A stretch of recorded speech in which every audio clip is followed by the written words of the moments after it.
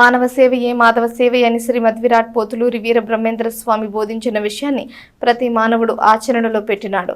జన్మధన్యత చెందగలరని శ్రీ మహాత్మ సేవ శాంతి ఆశ్రమం వ్యవస్థాపకులు వజ్రాల రామలింగాచారి అన్నారు. స్థానిక బుర్రిపాలెం రోడ్డులోని శ్రీ మహాత్మ సేవ శాంతి ఆశ్రమంలో ఆదివారం సాయంత్రం కాలజ్ఞాని శ్రీమద్ విరాట్ పోతులూరి వీర బ్రహ్మేంద్ర స్వామి ఆరాధనను నిర్వహించారు. స్వామివారి చిత్రపటం వద్ద పూజలు నిర్వహించి తీర్థ ప్రసాద వితరణ చేశారు. కార్యక్రమంలో మండవ వెంకట చంద్రశేఖరరావు కుటుంబ సభ్యులు వి నాగభూషణరావు ఆశ్రమ వాసులు పాల్గొన్నారు.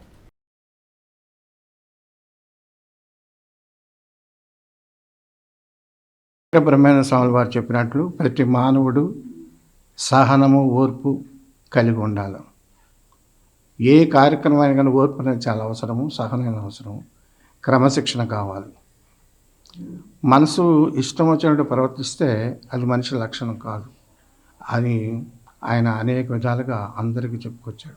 ఎంతో అభివృద్ధి చెందినప్పటికీ మానసికంగా ఈర్ష్య, అసూయలు, రాగద్వేషాలతో ప్రపంచం అతలాకుతలమయ్యి మరి యుద్ధాలు జరుగుతున్నాయి. మానవత్వం కనుక ఉంటే ఇటువంటి యుద్ధాలు రావు. అనేక మంది, వేల మంది ఇక్కడ అభాగ్యులయ్యి నిద్రాహారం లేకుండా ఎన్నో ఇబ్బందులు పడుతున్నారు. మరి శ్రీమద్ విరాట్ పోతులూరి వీరబ్రహ్మేంద్ర స్వామి వారు మరి యుద్ధాన్ని త్వరగా విరమించేటట్టు వాళ్ళ మనసులో ధరపడి వాళ్ళకి శాంతిని ప్రసాదిస్తాడని నేను ఆశిస్తున్నాను. ప్రజాప్రతినిధులు అనేది సార్వభౌమాధికారం వచ్చేసాం. వాళ్ళు దైవానుగ్రహంతో అంటే వాళ్ళ మనసు చక్కగా ఉంటే, వాళ్ళు ఆరోగ్యంగా ఉంటే మనం అందరం కూడా ఆరోగ్యంగా ఉంటాం. అందుకని వాళ్ళని గురించి మనం భగవంతుని ప్రార్థన చేయాలి. ఎందుకంటే వాళ్ళు మన కోసం ఉన్నారు. వాళ్ళ కోసమని మనం భ్రమపడకూడదు.